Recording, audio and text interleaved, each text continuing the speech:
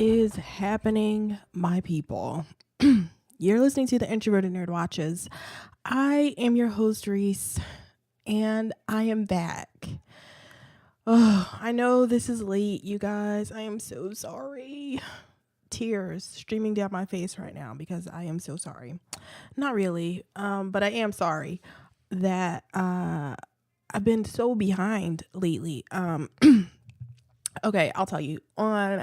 My mother and my grandmother have had some medical issues recently, so it sort of affected my recording schedule, but I'm trying to get back on track. So, everything is going to be a little bit pushed back, but I'm trying to get back on track. I think I'm going to do a double episode of Cloak and Dagger so that I can get back by the so I can be back like on regular schedule by the finale. So this week I watched season 1 episode 7 of Cloak and Dagger, Lotus Eaters. And so Lotus Eaters this week, and then next week it's going to be episode 8 and 9. I'm going to do a double episode for 8 and 9, and then 10 the finale will be back regular schedule and everything will be all good. I promise. I think I'm pretty good at keeping promises, right? I don't know. We'll see. But right now it's a promise, and you can depend on me. So before we get into anything else, you need to subscribe to the podcast. Because when I do get back on schedule, you want to be the first to get the episode. So go to Apple Podcasts, subscribe, or go to Google Play, Stitcher. I'm also on Spotify and iHeartRadio. So go to all those places, subscribe. Also rate and review the podcast on Apple Podcasts, because that's just a nice thing to do. And, let's get into Lotus Eaters, you guys, because this was a pretty good episode.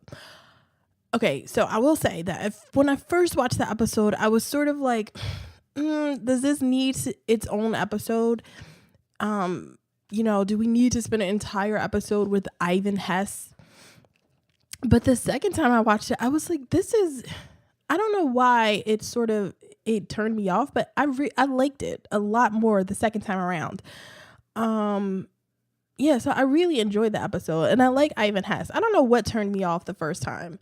Maybe it was just, I don't know. I don't even know what turned me off the first time. I was just sort of like, the first time I watched it, but the second time and the third time, I really liked it. And it was low-key very funny episode. Ty was very funny in this episode.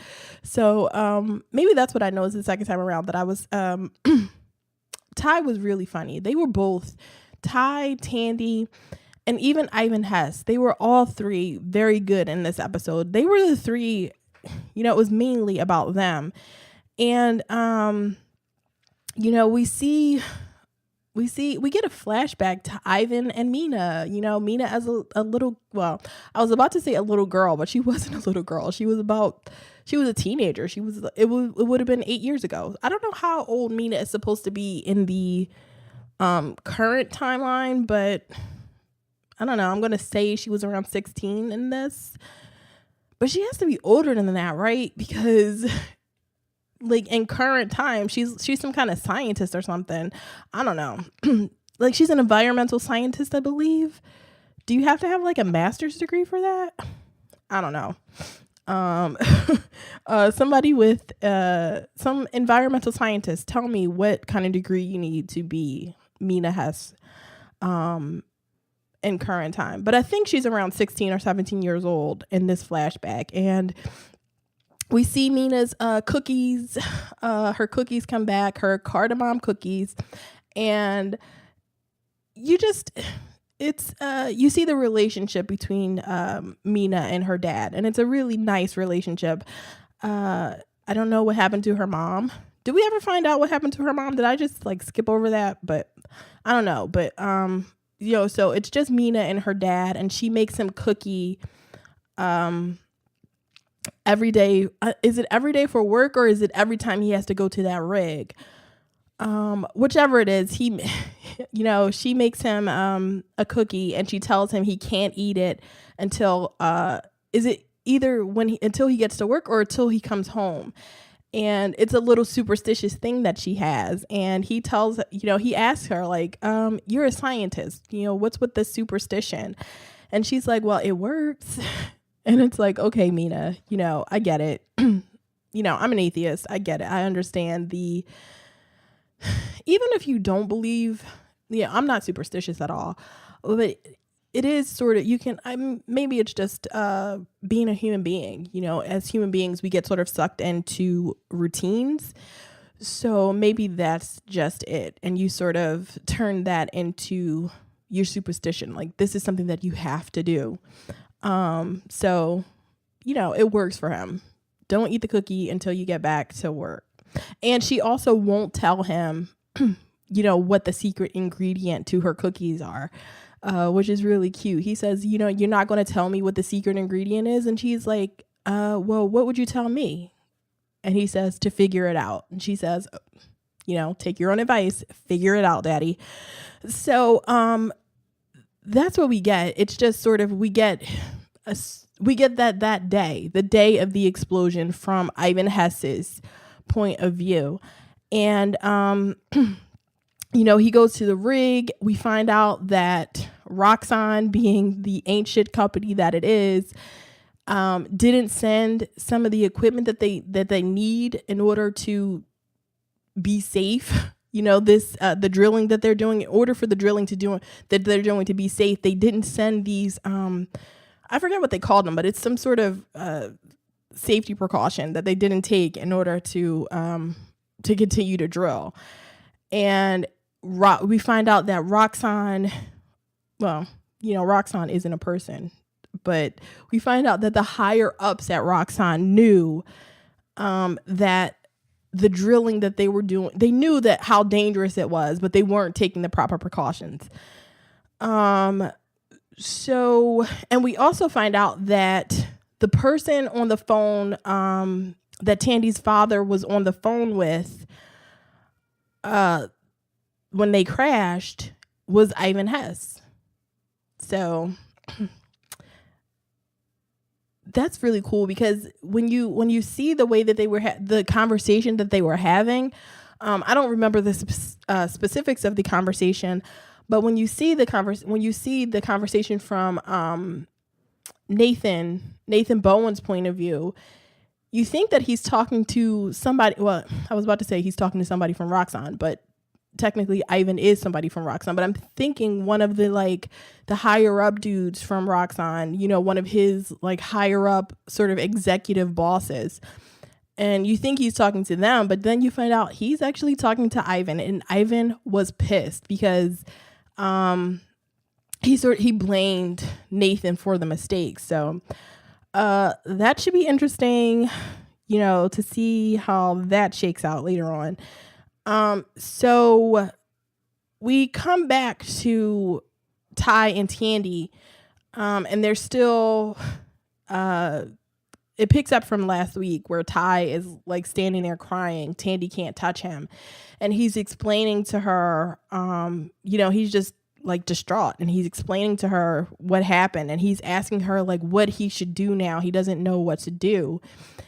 And he's crying, or he's stopped crying at this point, but he's really you can tell he's distraught that Dwayne is dead. And good old Tandy, my girl, is really awkward, and she's that's really sad and all, but I need your help.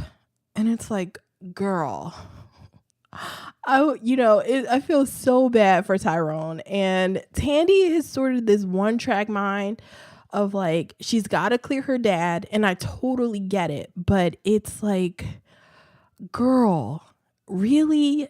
He's telling you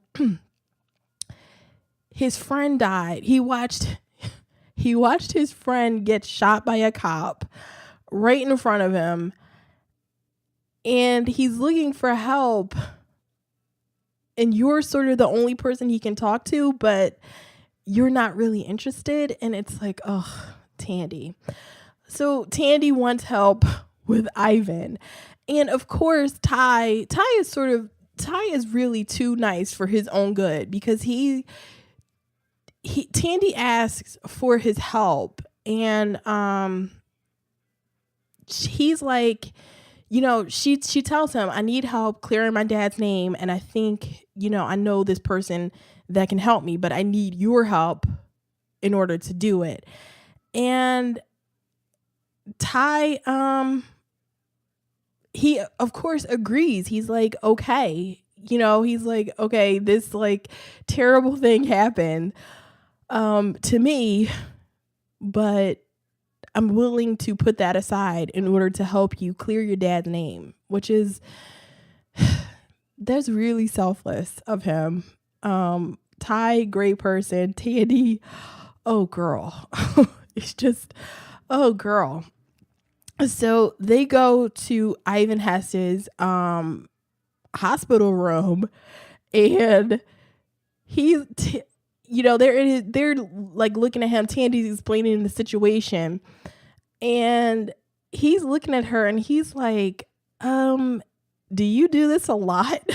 Like, do you regularly sneak into the hospital of comatose people, like to look into their minds, to look into their hopes? And she's like, not comatose, catatonic. It's like, that's not better, Tandy. That doesn't make you sound better to say he's not comatose. He's just catatonic. Oh, girl, stop it. But it's really funny. The look on his face is like, ew. Like, what the fuck are you into, Tandy? So they touch him. They both decide to count to 3, and they touch him.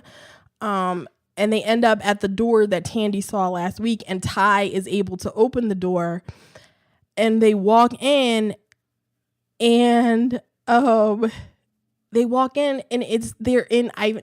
the oil rig that exploded in the beginning, and Ivan Hess is there, and he's like this really upbeat, happy guy, and it's really weird, but it's kind of cool the way that he's acting, because it's so weird, because it's like they're inside of his mind. So we find out that he's been reliving the last like minute and a half before the explosion happens. And so he's really upbeat. It's sort of like this, how to describe him? He's really happy. It's almost, it's like he's in a sunken place. Yeah, that's kind of how to describe it. Like he's a Stepford wife, or he's like in the sunken place or something like that. He's really upbeat and happy, and he's telling them how lucky they are to have names. He's happy to see new people, and it's really bizarre, but it's kind of cool the way it's set up. So they're talking to him, and he doesn't remember his name. He doesn't remember anything from the world before the accident. And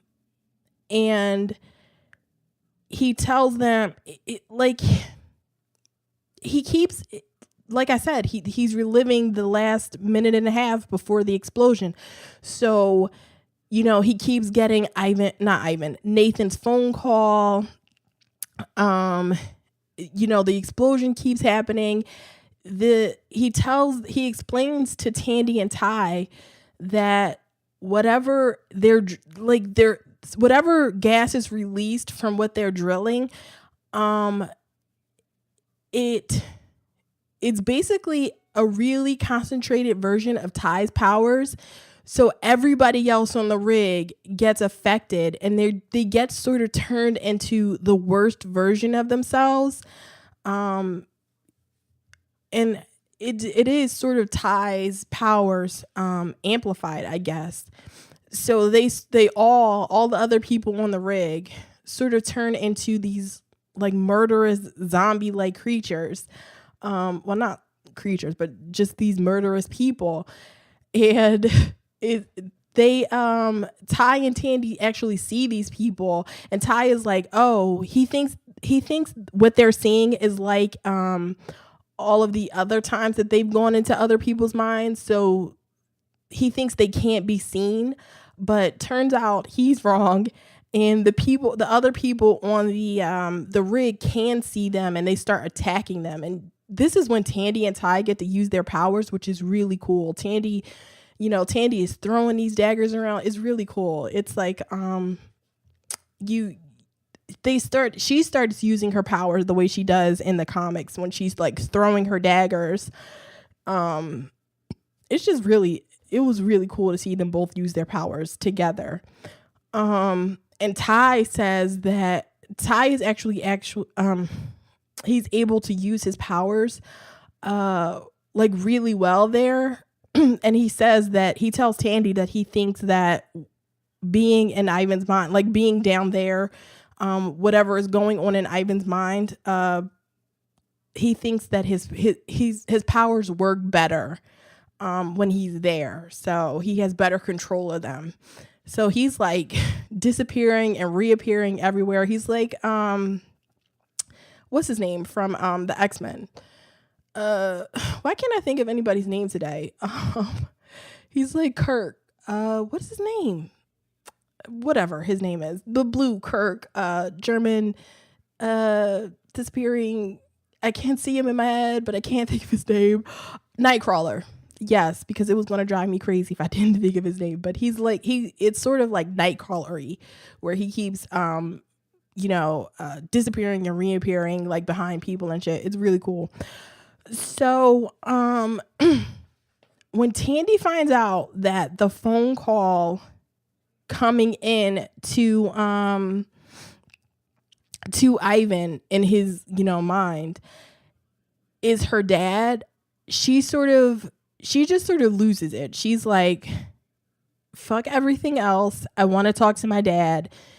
And she keeps answering. She answers the phone and she speaks to her dad, and she's just really distracted. And so, she becomes kind of useless after this. After, she just wants to talk to her dad. She wants to be there and talk to her dad. And,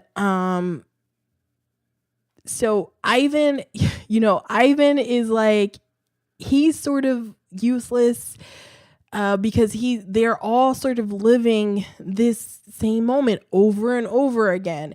And Ivan tells Ty and Tandy that in order to avoid the explosion, they have to go turn off these valves and, press the exterminate button, whatever.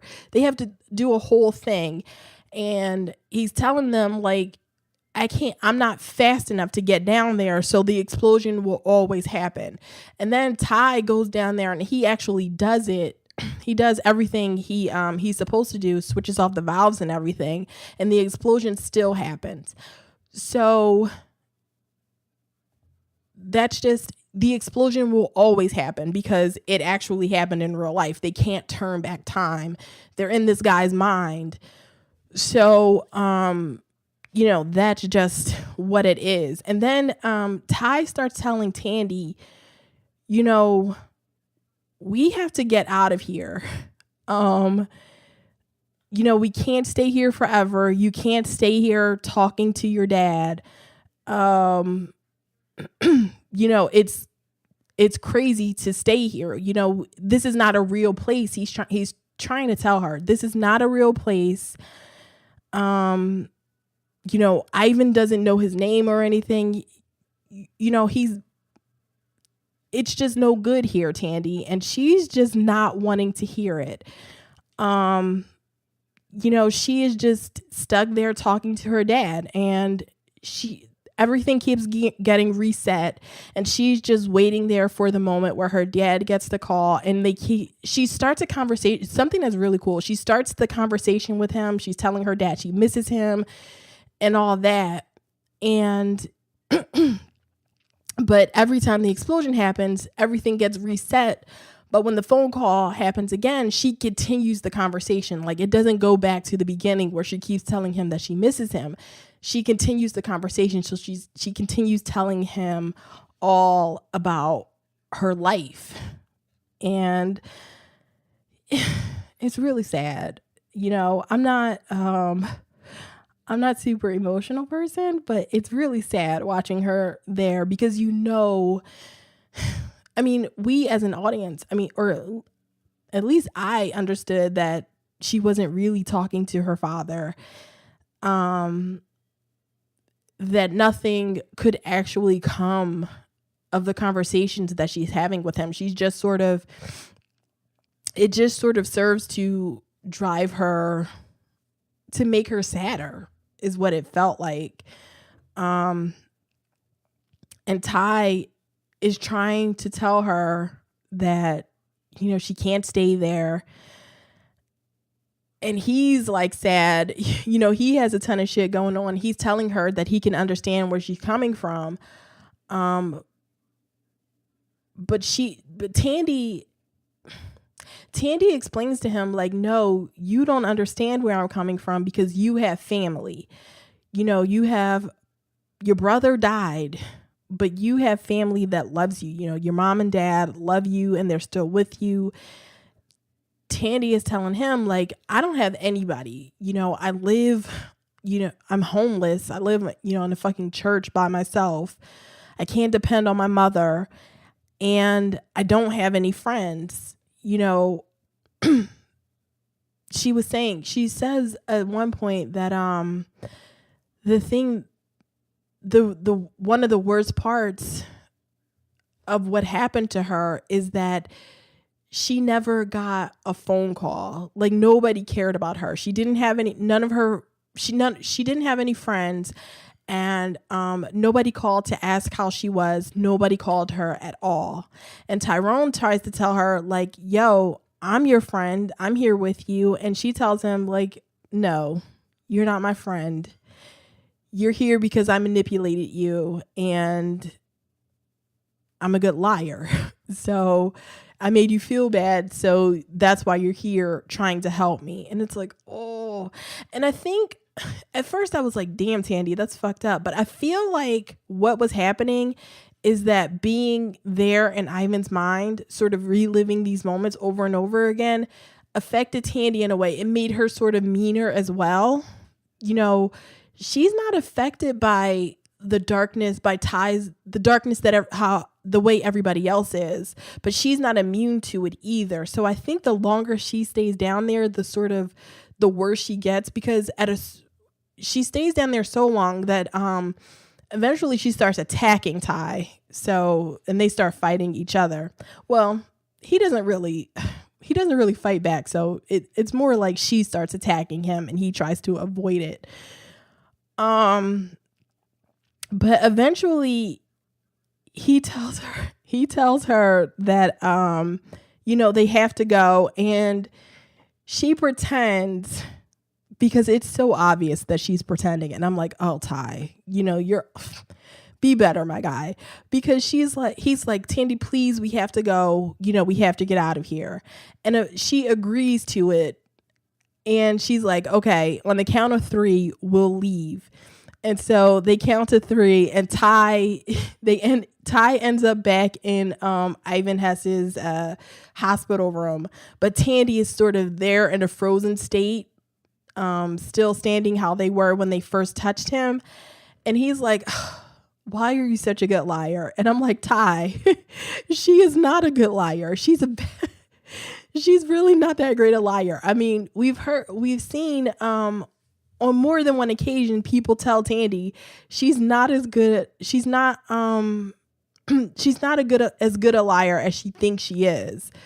By Liam and Mina. So it's like Tandy does have a tell.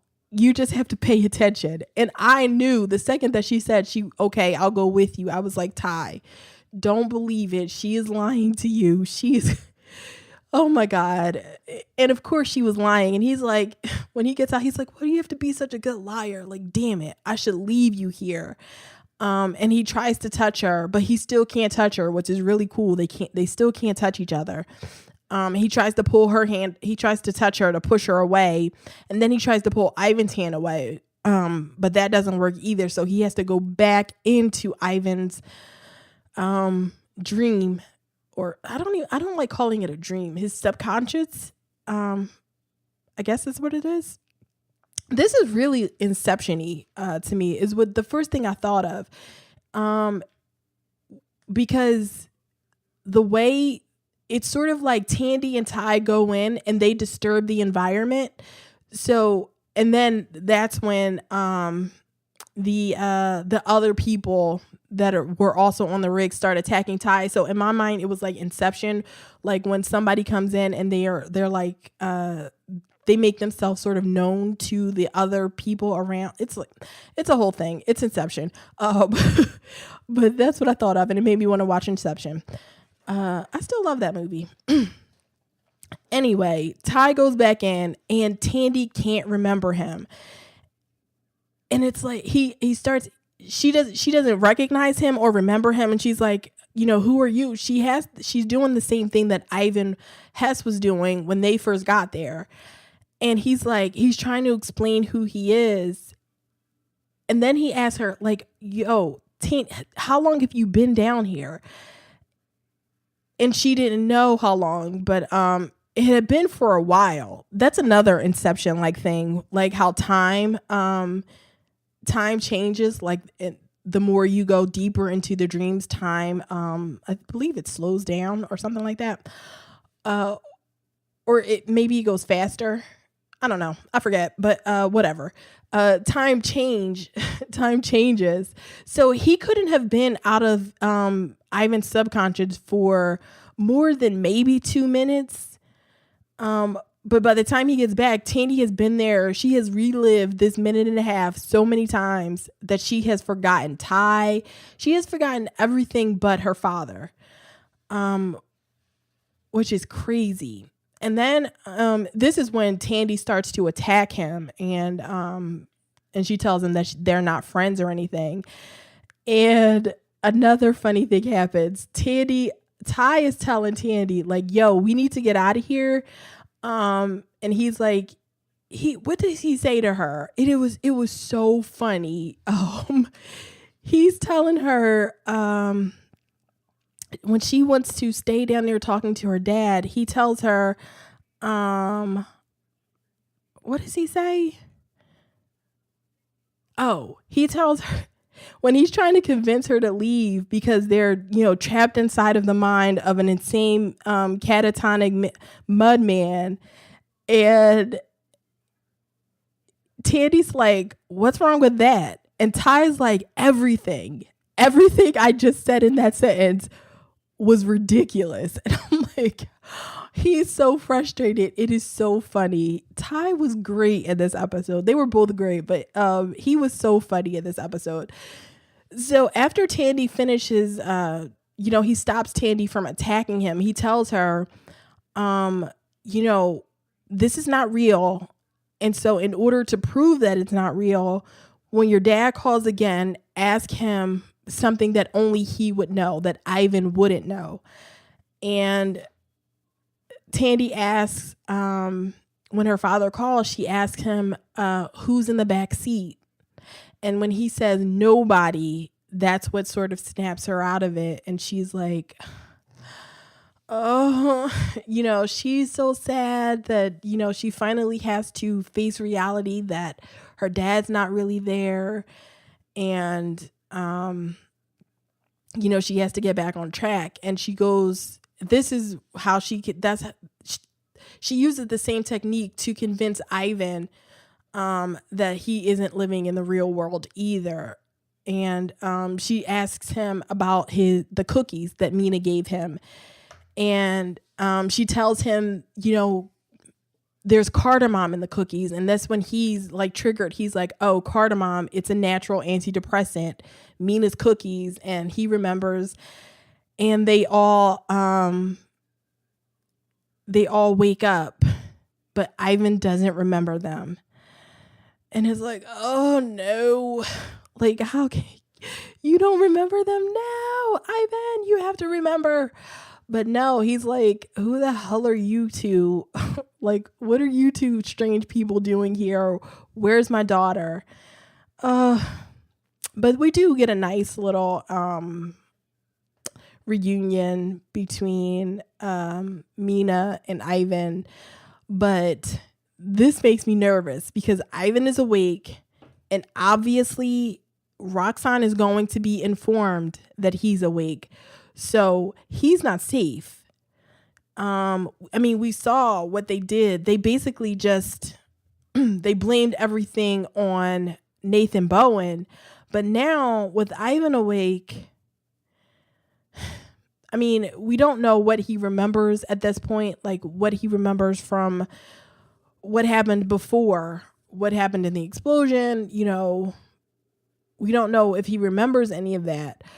But I mean, if you're a Roxanne, you can't take that chance, right? You have to get rid of him. I'm so nervous for Ivan and Mina. Like, it would be such a kick in the teeth if Ivan wakes up, he gets reunited with Mina, and then he gets killed. Oh my God. I can't take it. This show is going to freaking kill me. Oh, I cannot take it. If Ivan died, like, I need Ivan and Mina to be reunited and be together. I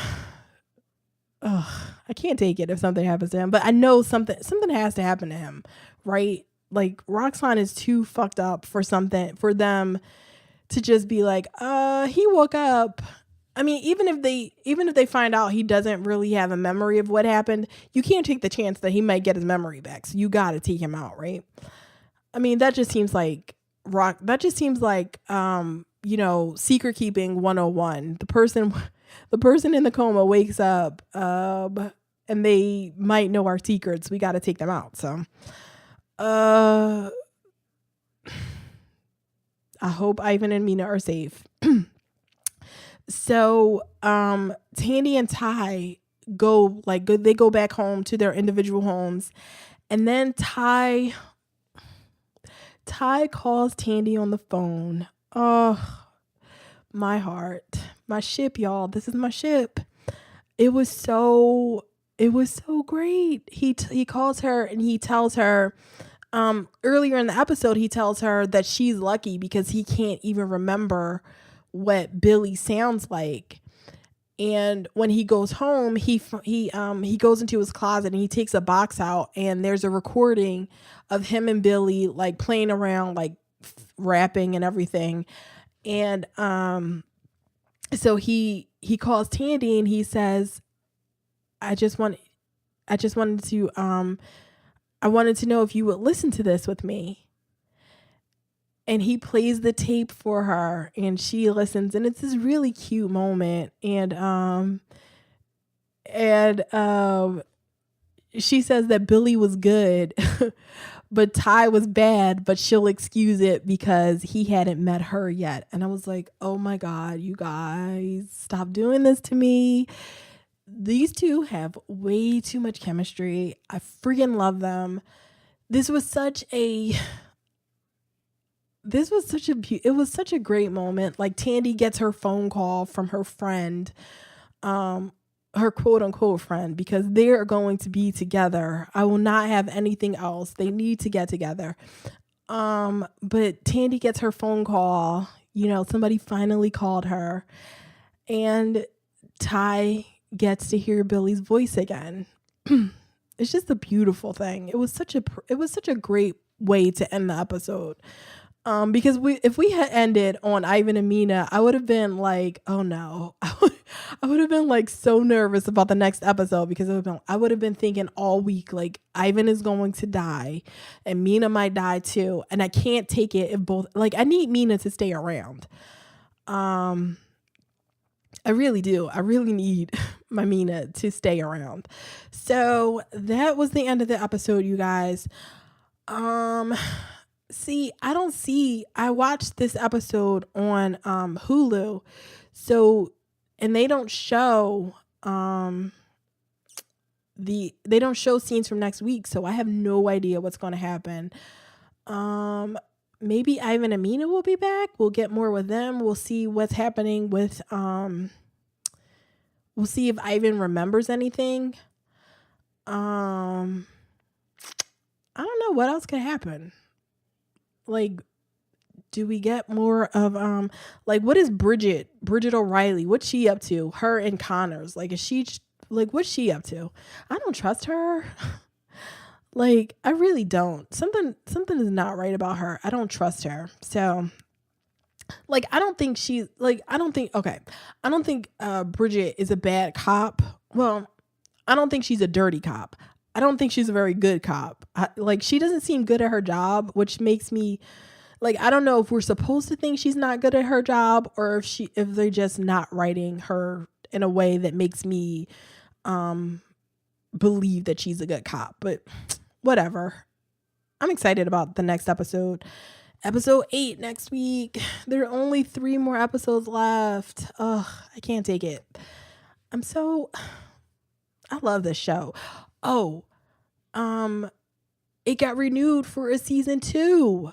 You guys. Okay, so we're getting a season 2 of the show. I'm so excited.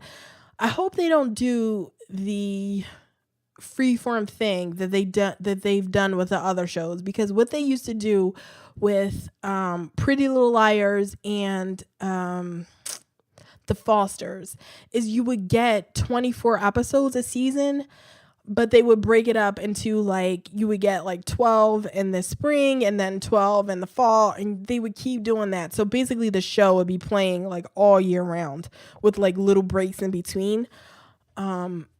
I really hope they don't do that. I don't want them to run this show into the ground like they did to Pretty Little Liars, because that show, I'm not even going to get into that because that is a whole other thing. But that is the end of the episode, you guys. So if you want to leave me some feedback, you can email me at theintrovertednerd@gmail.com.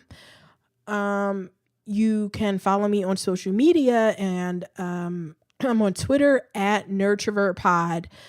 Use the hashtag NerdyWatch, and you can chat with me. I live tweet this show most weeks. I got back to live tweeting this week, so I live tweet the show. So use the hashtag NerdyWatch. Chat with me, live tweet along with me. It's a lot of fun. On Instagram, I'm at The Introverted Nerd, and like the Facebook page at facebook.com/theintrovertednerd. And that is it until coming up. So you get this episode, then you'll get Saved by the Bell. So the Saved by the Bell rewatch is continuing. So you get that episode on Thursday, and then I'll be back on track with a double episode of 8 and 9. Episode 8 and 9 of Cloak and Dagger after that. So email me, tweet me, follow me, subscribe to the podcast, and later.